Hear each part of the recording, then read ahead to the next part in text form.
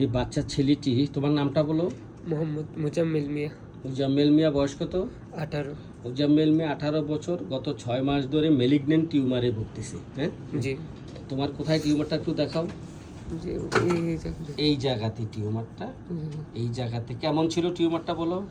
টিউমারটা বড় ছিল, বড় ছিল, তারপরে কেমো ইঞ্জেকশন দিয়ে পরে ছোট হয়েছে।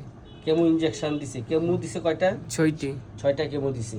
এটা আগে তো তুলতুলে নরম ছিল। জি জি হুম? তুলতুলে নরম ছিল, জি। আরো ফুলা ছিল। জি তো এই বাচ্চা ছেলেটিকে ঢাকা এবং সিলেট এবং বিভিন্ন জায়গায় এই মেলিগনেন্ট টিউমার, ক্যান্সার বায়োপসিতে ধরা পড়েছে। তো এখন ওরা বলছে দ্রুত হাত কেটে ফেলতে হবে, না হয় পুরো শরীরে ছড়িয়ে পড়বে নাকি। জি জি জি এ হচ্ছে আর বাবা। বলুন কি সমস্যাটা, দ্রুত বলুন। জি আমরা কে ইয়া দেওয়ার পরে আমরা রিপোর্ট করাইছে, বায়োপসি করাইছে। করানোর পরে যখন রিপোর্টটা আসার পরে আমারে আপনার মহাখালী ক্যান্সার হসপিটালে পাঠাচ্ছি। তখন আমি অন্য কোনো সুযোগ সুবিধা করতে পারি না, না করার পরে প্রাইভেট মানে মহাখালী ক্যান্সার হসপিটালের ডাক্তার আনিসুল হক উনি মানে সরাসরি বলছে যে সেরে বাঁচাইতে গেলে হাতটা কেটে ফেলাইতে হবে। হাতটা কেটে ফেলতে হবে। জি হাতটা কেটে ফেলতে হবে। বাচ্চা ছেলেটি, সে তাকে কেমোথেরাপি দেওয়ার পর মাথার সকল চুল উঠে গেছে, এখন আবার চুল গজাচ্ছে। তো এই ছেলেটা তেমন কোনো ব্যথা হচ্ছে না। জি না। এটা আরো ফুলা ছিল। জি। তো ফুলা ছিল, এখন তার সার্কোমা ধরা পড়েছে। 6টা কেমোথেরাপি দিয়েছে। তো তার অন্যান্য সমস্যা আছে, সেটা হলো তার চুলকানি আছে, পুরো শরীরে ছোট ছোট বিচির মতো অসংখ্য চুলকানি, রাত্রে বিছানায় শুইলেই ব্যথা, চুলকানিটা বেড়ে যায়। এবং অ্যালার্জি জাতীয় বেগুন খেলে বেড়ে যায়। আরেকটা সমস্যা হলো তার মেজর, সেটা হচ্ছে ক্যাসিস কুল ভেরি ইজিলি, অর্থাৎ গত 8 বছর ধরে সে ঠান্ডা, সর্দি, কাশি, হাঁচির সমস্যায় ভুগতেছে। এবং বিশেষ করে সে মাদ্রাসা পড়াকালীন অবস্থায় সকালে ভোরবেলা উঠে যখন অজু করে তখন ঠান্ডাটা লেগে যায়, নাক দিয়ে পাতলা সর্দি ঝরতে থাকে। ঠিক বলছি? জি এবং সূর্য ওঠার পর গরম হলে, সূর্য উঠলে কিছুটা কমে।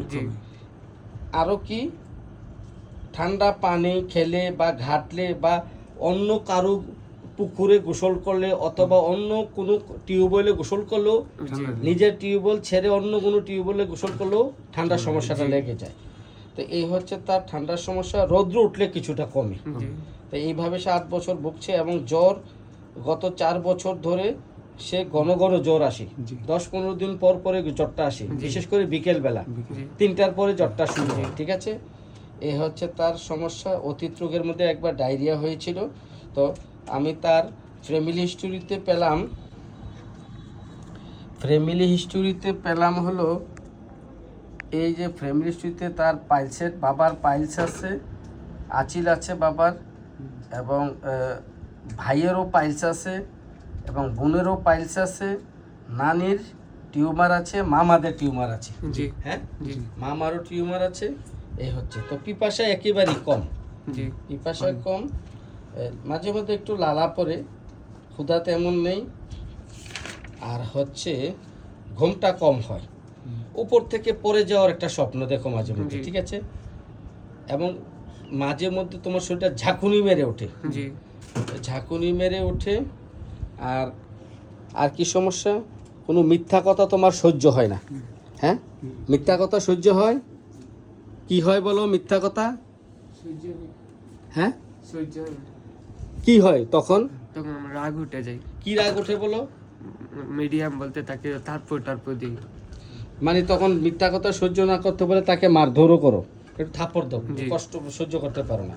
তা আরেকটা গুরুত্বপূর্ণ লক্ষণ হচ্ছে তার রাগটা খুবই কম, কিন্তু সে গরম কাতর। পরীক্ষা নিরীক্ষা করে দেখা গেছে সে শীতও সহ্য করতে পারে না, গরমটাও তেমন সহ্য করতে পারে না। কিন্তু সে মিশুক প্রকৃতির, ঘুরতে পছন্দ। তোমার কুকুর শিয়াল খুবই ভয়। বলো কেমন ভয়? অনেক বেশি ভয় পাই। বেশি ভয় পাইলে সামনে কুকুর দেখলে কি করো? অন্য দিক দিয়ে চলে যায়। এই যে একটা গুরুত্বপূর্ণ লক্ষণ, সে কুকুর এবং শিয়াল প্রচন্ড ভয় পায়, সে রাস্তা পরিবর্তন করে অন্য দিকে চলে যায়। মাংস খুবই পছন্দ, মুরগির মাংস। ঠিক আছে, মুরগির মাংস খুবই পছন্দ। তো আমরা এখন তার যে আমাদের চিকিৎসাটা হচ্ছে not the disease treat the patient. আমরা রোগের নহে রোগীর চিকিৎসা করি। কেসেস কুল ভেরি ইজিলি, এবং তার কুকুর শিয়াল খুবই ভয়, ঘুরতে পছন্দ, ঠান্ডা খেতে পছন্দ, আইসক্রিম পছন্দ, এবং যা খেলে ঠান্ডা বেড়ে যায় তাই সেটাই পছন্দ, ঠিক না? এবং সহজে ঠান্ডা লেগে যায়। আমরা তাকে প্রথমে প্রেসক্রাইব করব টিউবারকুলিনাম, দেখা যাক এই ওষুধটির রেজাল্ট কী আসে। ধন্যবাদ আপনাদেরকে ভিডিওটি করার অনুমতি দেওয়ার জন্য।